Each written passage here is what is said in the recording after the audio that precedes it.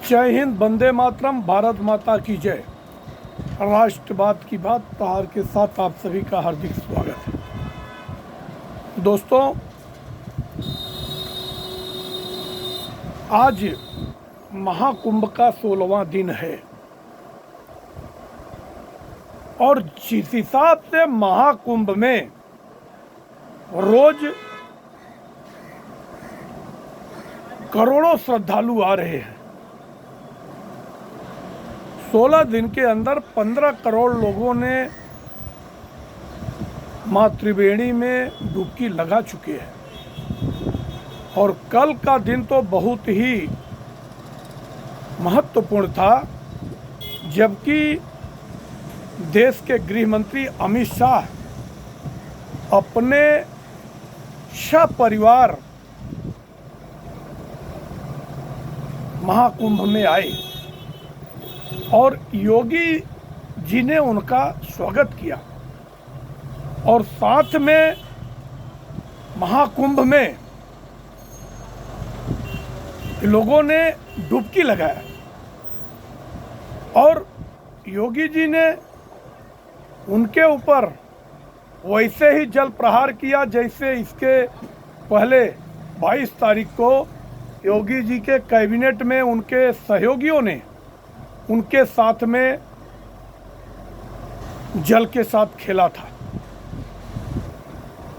तो ये दृश्य पूरे भारत के लिए और खास तौर से उन विरोधियों के लिए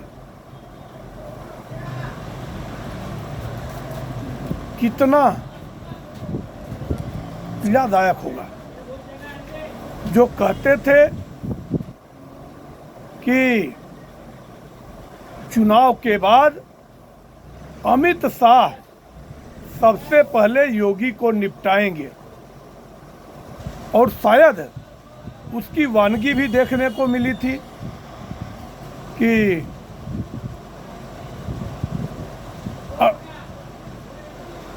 केशव प्रसाद मौर्य ने योगी के खिलाफ एक युद्ध छेड़ दिया था और एक तरफ इतनी करारी हार उत्तर प्रदेश में हुई थी, ऐसा लग रहा था कि भारतीय जनता पार्टी में खास तौर से योगी और अमित शाह में सब कुछ बढ़िया नहीं चल रहा है और केशव प्रसाद मौर्य की महत्वाकांक्षा थी मुख्यमंत्री बनने की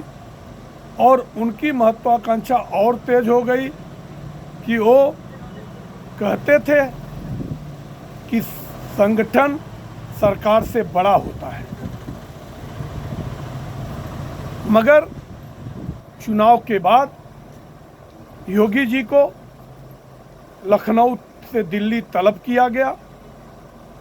और उन्होंने आने के बाद कहा कि ये ठिकरा हो, हार का ठिकरा केंद्र सरकार पर न फोड़ते हुए उन्होंने कहा अति आत्मविश्वास की वजह से हम लोग 62 सीट से 33 पे आ गए, मगर ये सब कुछ सही हो जाएगा, ये हमें विश्वास है। और उसकी वानगी उपचुनाव में उत्तर प्रदेश के और महाराष्ट्र और हरियाणा के चुनाव में योगी जी को जहां एक बार हतोत्साहित करना था, उनको और भी पावर दिया गया और योगी जी ने अपने कार्यकुशलता की वजह से न सिर्फ संगठन और आरएसएस का दिल जीता, बल्कि पूरे देशवासियों का और देश के 100 करोड़ हिंदुओं का आइकन बनकर उभरे और पूरे देश के सनातनियों को अब लग रहा है कि योगी आदित्यनाथ ही आने वाले टाइम में देश का नेतृत्व करने की कार्यकुशलता रखते हैं। और फिर उपचुनाव के बाद ये तैयारियां शुरू हुई और मोदी जी ने योगी जी को पूरा पावर दे दिया कि आप अपने हिसाब से इस महाकुंभ का आयोजन कीजिए और आपको किसी प्रकार का कहीं भी रोक टोक नहीं किया जाएगा। और उसकी वानगी देखने को मिली। ये दिन कोई नहीं देखा था कि आने वाले चुनाव में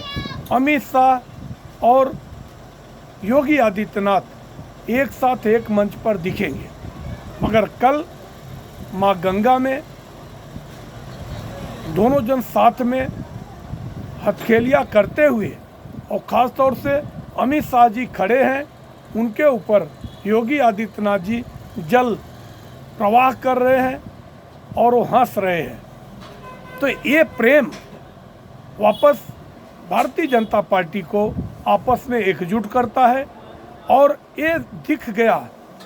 योगी के साथ साथ अमित शाह को भी अब ये लग रहा है कि योगी आदित्यनाथ को हम साइड नहीं कर सकते और योगी आदित्यनाथ में और शिवराज सिंह चौहान में या वसुंधरा राजे में बहुत फर्क है। तो इसके लिए संगठन का काम करने वाला व्यक्ति या जिसके अंदर नेतृत्व क्षमता है वो कभी भी बिना झुके अपना काम कर सकता है। मगर जिस हिसाब से कल का ये जो वीडियो वायरल हो रहा है अमित शाह का और योगी आदित्यनाथ का, ये पूरे देश के साथ साथ पूरे विश्व को भी एक संदेश है कि भारत अब पूरे विश्व का नेतृत्व करने के लिए सक्षम है और नेतृत्व कुशलता भारतीय जनता पार्टी में एक नहीं अनेक है। जैसे दिल्ली के चुनाव में पोस्टर वार करता है केजरीवाल, बार बार एक ही बात कहता है कि तो दिल्ली का मुख्यमंत्री कौन होगा, मगर संयुक्त नेतृत्व में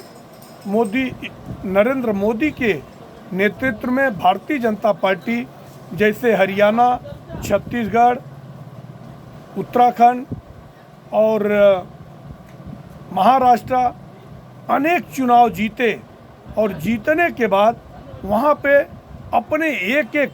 कार्यदक्ष मुख्यमंत्रियों का चयन किया जो कि आज पूर्ण बहुमत से जिता रहे हैं। अब जैसे उत्तराखंड में अभी परसों नगर निगम निकाय का चुनाव हुआ है। अब 10 सीटों में 11 सीटों में भारतीय जनता पार्टी ने 10 सीटों पर अपना झंडा गाड़ा। अब एक कार्यकुशलता ही दिखती है पुष्कर सिंह धामी की कि उनके अंदर नेतृत्व क्षमता है और भारतीय जनता पार्टी के अंदर और आरएसएस के द्वारा दिए गए ऐसे ऐसे जमीनी नेता हैं जो कि उनको ये लालच भी नहीं है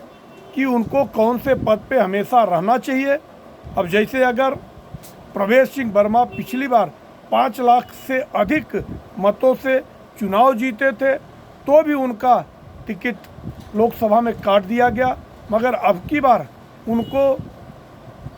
नई दिल्ली से केजरीवाल के लिए एक चुनौती में खड़े हैं जो आज नींद हराम है। जहां तक ज़मीनी जो सर्वे बता रहे हैं, जिस हिसाब से एक एक प्रवक्ता जाके